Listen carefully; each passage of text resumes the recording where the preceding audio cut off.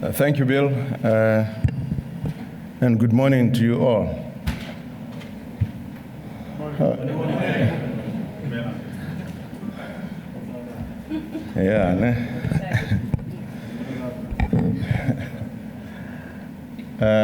I know one of the first housekeeping rules here was keep your phone silent.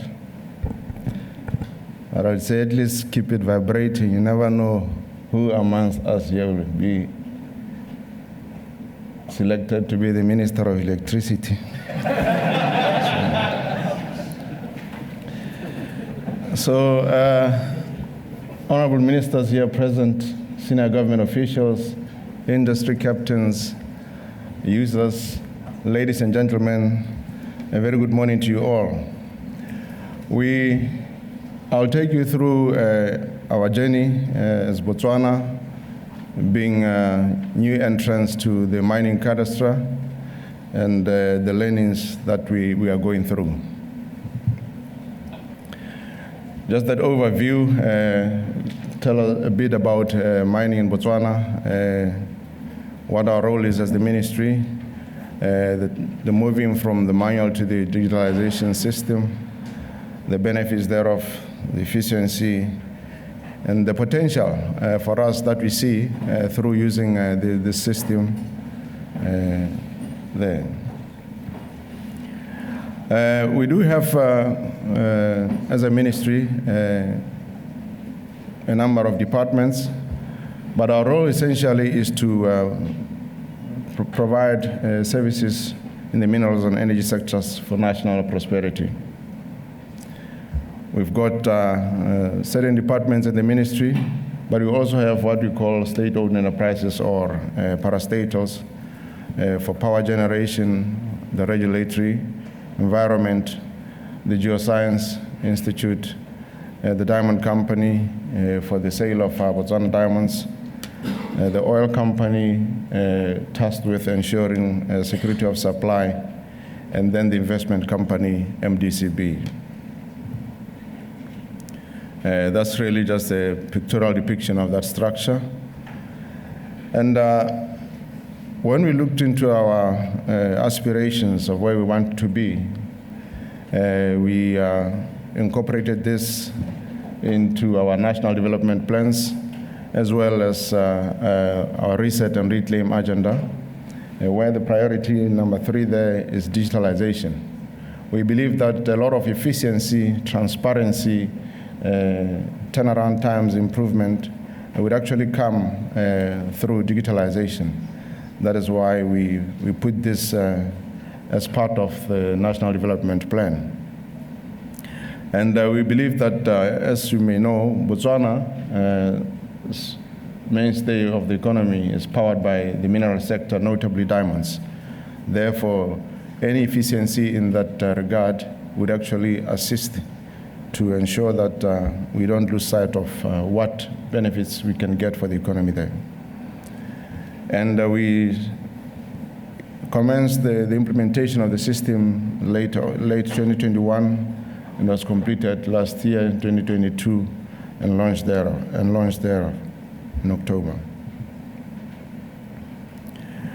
Essentially, from a policy and a regime or legislative point of view, there is that attractive mining and tax regime in the Botswana system. We've got these institutional frameworks that have been enabled, and there are attractive policies within our Botswana mining system. And the use of this mining cadastral system would actually afford us to increase investor confidence. They'll have all the information there at their fingertips.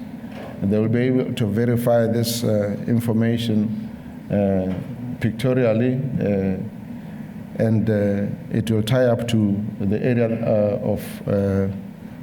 area under investigation, if I may put it that way. We also believe that because from the experiences of a manual system, there's always been these challenges of clashes, whereby one area may have been allocated to more than one person, the information is, or the detail is a bit scanty. So we believe that a system like this would actually improve on that, and it would be very transparent. We would know who applied for the area first, what detail was submitted in the application, and therefore it will sort out a lot of the delays that are often litigious in that manner.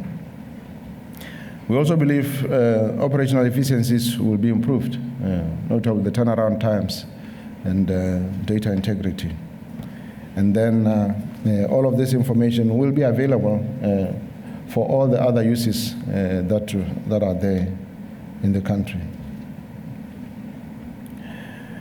From a mineral rights security point of view, system secures the mineral rights itself, recording the geographical location, the ownership, time validity, because we've got time-based validity for mining or mineral rights. And also it will assist to monitor for compliance purposes. We need to know when somebody would have executed as per their plan on the application, and it helps for the Department of Mines to actually carry out that strict monitoring. And for people who like to hang on to these permits, but doing nothing, then at least they can be relinquished from them. They can be relinquished, and then it can assist other people who want to do some real work on those concessions. So we use it for exploration purposes mostly, but we believe that with the advancement in the system and others, it can actually go into other related uses.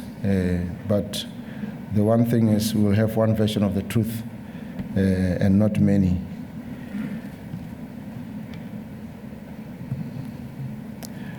So far, we are seeing quite a good uptake, relatively new as it is.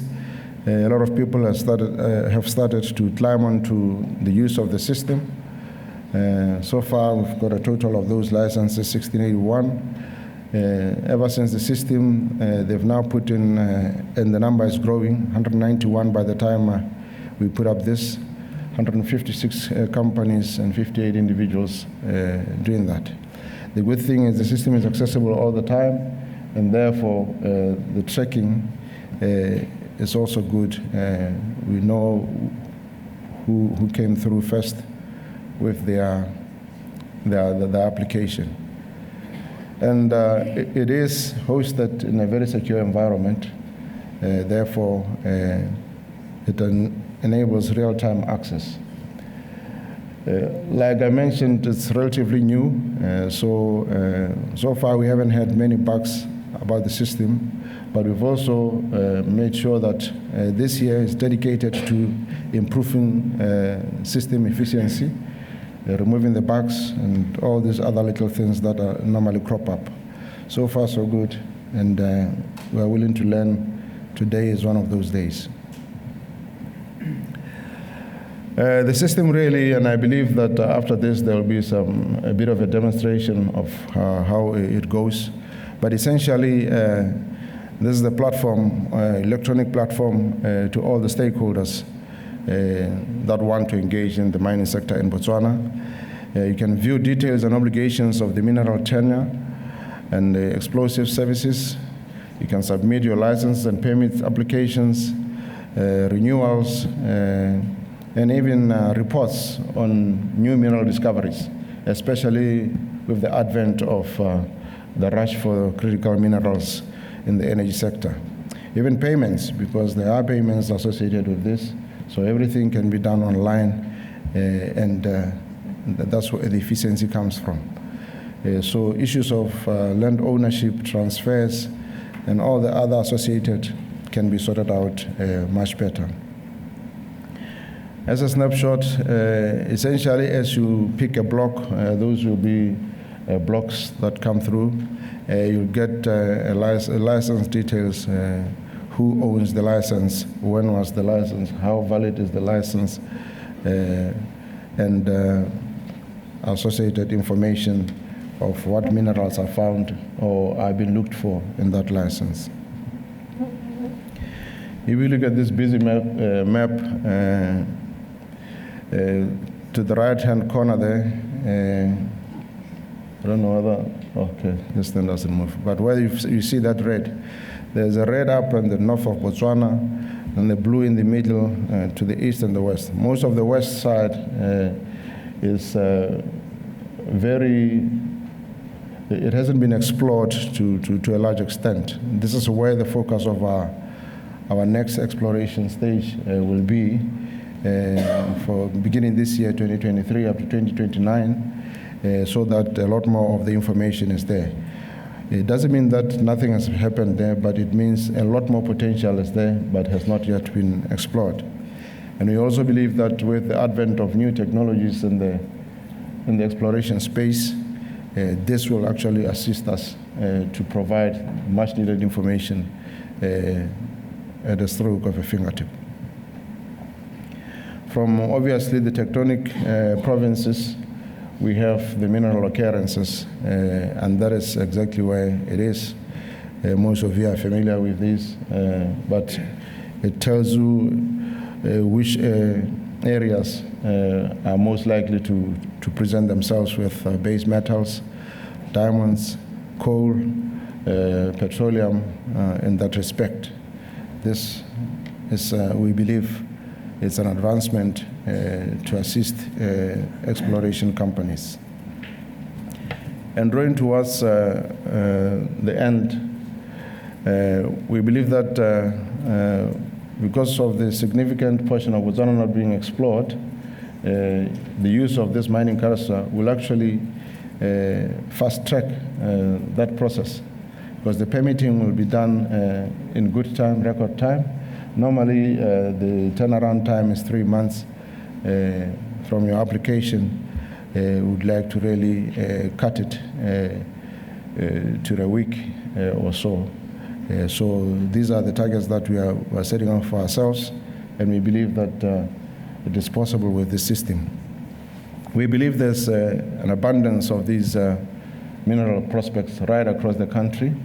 We are seeing new technologies for prospecting with flights and other things, and I'm reliably informed the company is also in Cape Town.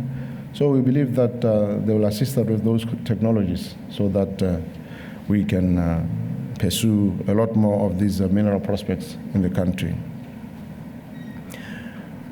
The system itself will leverage on technology, and this is the digitalization way that government wants to go, so that things are seamless, they're transparent, and they can help the investor. And also the data integrity, because now we won't have confusion of areas and data with manual systems that creates the much needed transparency for investment. And we as a government commit to ensuring that we'll continuously work with technical experts to improve on the system and the data, and eventually also migrate this, as I've been seeing on the welcome remarks, migrate the system to other cadastral systems, maybe on the land side, because what obtains currently is people will be applying for surface rights or land rights from a different Ministry of Lands and Water Affairs. Then they will have to obtain environmental permitting from another different Ministry of Environment and Tourism, and then they will apply for the mining license from the Ministry of Minerals and Energy. But these are checks and balances such that people don't just issue out these licenses without the necessary ESG protocols being followed. So that is how we see this system. And we are delighted and excited as Botswana.